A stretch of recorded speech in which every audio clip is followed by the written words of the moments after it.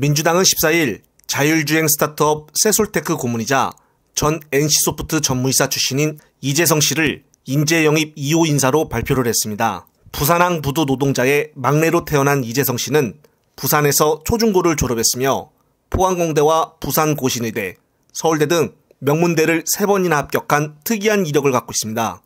넷마블 이사와 NC소프트 서비스 대표, 세솔테크 대표이사 등을 역입했으며 소외아동 보호기관 후원을 수년간 이어오고 있다고 합니다. 산업 분야 현장 전문가 스타일을 인재로 영입한 만큼 상대방 당대표를 욕하면 경력으로 인정을 해서 뽑은 국진당과는 비교할 수 없는 인재라고 봅니다. 이재성 씨 본인이 비례대표가 아닌 본인 지역구에서 총선 준비를 한다고 하니 부산시 사하구 쪽에서 나올 가능성이 높아 보입니다. 한편 변상욱 기자가 김건희 디올백 수수 사건에 대해서 대통령실이 최 목사와 서울의 소리를 고발하지 못하고 있는 이유에 대해서 설명을 잘하였는데 요약 영상 보시고 이어가겠습니다. 아무튼 대통령실로서는 그러면 고발을 해야죠. 그렇죠. 네. 서울의 소리 와서 다 압수수색하면서 어떻게 기획됐는지 서류를 보자 그러든지 해야 됩니다. 그런데 그러면 압수수색 영장에 써야 되거든요. 뭐라고. 그래야 판사가 도장을 찍어줄 거 아닙니까? 네. 부인이 불법한 물건을 받긴 받았는데 예, 그래도 안 받을 수도 있었는데 받게 한 것에 대해서 그 경과를 갖다가 압수수색해서 밝혀내려고 합니다. 이렇게 써야 되는 것인가?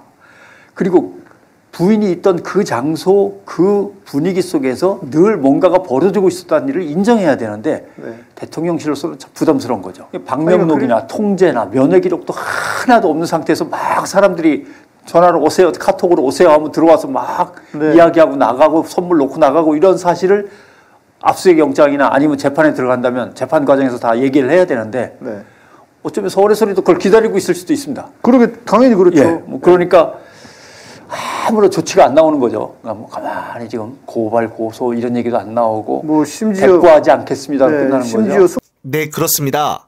현재 국진당은 김기현 대표가 사퇴를 하고 비대위원장 1인 체제로 운영을 하겠다고 속보로 나온 바가 있으며 지금 비대위원장과 공관위원장으로는 권영세와 정진석, 주호영이 물망에 오르고 있다고 합니다. 그런데 더욱 황당한 것은 국진당이 지금 이 지경까지 온 것이 누구 때문이고 왜 이런 사태가 발생을 했는지 주범부터 제대로 잡고 상황을 정리해야 하는데 주범은 그냥 내팽개치고 주변인만 잡아들이니 본질적인 당의 문제가 해결이 되겠느냐 이 말입니다. 아무리 여당이지만 정당의 독립성은 어디 가고 당 지도부를 매번 대통령이 갈아치우는 것인지 삼권 분립인 나라에서 국회가 정부의 하수인으로 들어가 있으니 참 기가 막힌 상황이라고 보여집니다. 한겨레 보도에 따르면 이번 김기현의 대표 불출마와 지역구 출마에 대해 대통령실에서는 대표 유지 및 지역구 불출마를 원했는데 김 대표가 반대하였다고 하여 윤석열이 경로를 했다고 합니다.